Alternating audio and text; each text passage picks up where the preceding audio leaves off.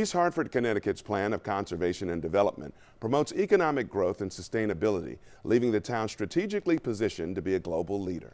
I'm Eric Clemons for Comcast Newsmakers from the Infinity Music Hall and Bistro in downtown Hartford. Mayor of East Hartford, Marcia Leclerc, is my guest. Mayor, thank you so much for being with us. Thanks for having me, Eric. One of your top priorities has been the development of the Silver Lane corridor area. Would you tell us about some of the proposals and progress being made and what it all means to East Hartford? Thank you, Eric, for allowing me to talk to that. Silver Lane corridor is a major gateway to the Rentschler Field development. But along that corridor of significance is a large number of vacant properties, underutilized properties, blighted properties, properties that have extended their useful life and probably are not so inclined to be part of our redevelopment plan. Actually, within the Mercer Avenue to the Forbes Street corridor, we have 150 acres that we've identified as potential development zones.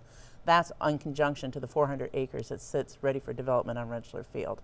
Okay. And although Rentschler Field is a privately held property by Pratt & Whitney United Technologies, it is part of our development plan. How has Goodwin College impacted the development plan? You know, Goodwin College, they started at the riverfront and they work towards the Pratt & Whitney UTC property in the United Technologies Research Center. So they are an area of significance within the town of East Hartford and have done a phenomenal job with revitalizing our riverfront and really giving the residents of our community back that pride. So overall, revitalizing that area looks promising? It looks great. All right. Another important investment in the future of East Hartford was the $9.5 million renovation of the Raymond Library. Can you tell us why was renovating and expanding that library such an important project? You know, when I first became mayor, one of the first things I did was to do an assessment of all the town buildings, assessment of all the departments to look at who needed to be changed over in my leadership cabinet, but also to identify those shortcomings in the town of East Hartford. We needed to get our scope of services that needed to be increased. One of those identified was the library. It was undersized. It was not in the best condition. There were too many books on the shelves that never had been decommissioned.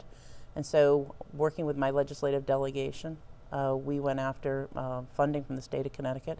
They saw the need. They came out. They gave us $4 million plus an $800,000 grant from the Library Association, which helped us to match that with town funds and money that we were raising, private money that we were raising to make that $9.5 million expansion happen. We believe it's the pride of the community right now. Great. It actually holds great hope. And it's a library that is built out for all of our residents and visitors to the town of East Hartford. It actually showcases the aerospace manufacturing industry within it, as well as our farming background. And it is a depository for our artifacts as well as our future. Great. East Hartford also a leader when it comes to energy conservation progress. Tell us about some of your initiatives to reduce some of your energy costs. Actually, over the course of several years, we've embarked upon 3 energy conservation contracts. Those are contracts that are the savings that are generated pay the costs up front, bearing no cost to our taxpayers.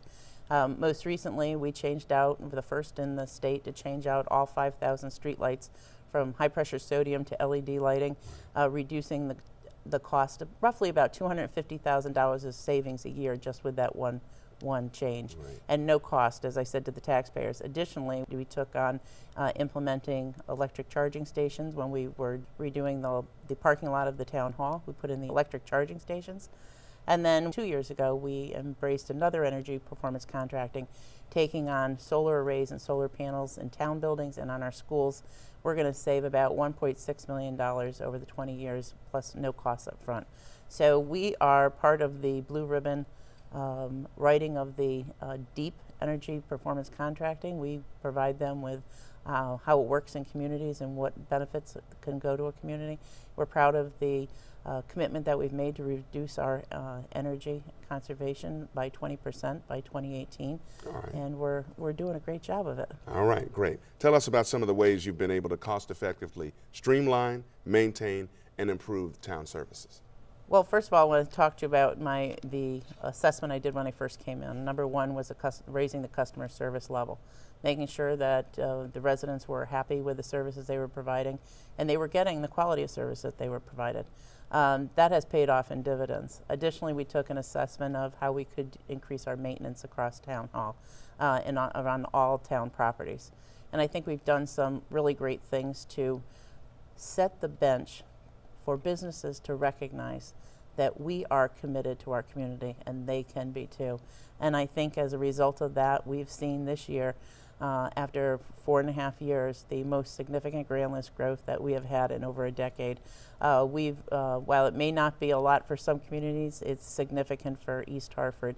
In a non-revaluation year, to see this type of growth is really organic, and I think it stems from the businesses recognizing that East Hartford is not just sitting still, and we're not status quo anymore. Mayor Leclerc, thanks so much for being with us on the program. Thank you very much for having me, Eric. All right. And thank you for being with us on this edition of Comcast Newsmakers. I'm Eric Clemons. We'll see you next time.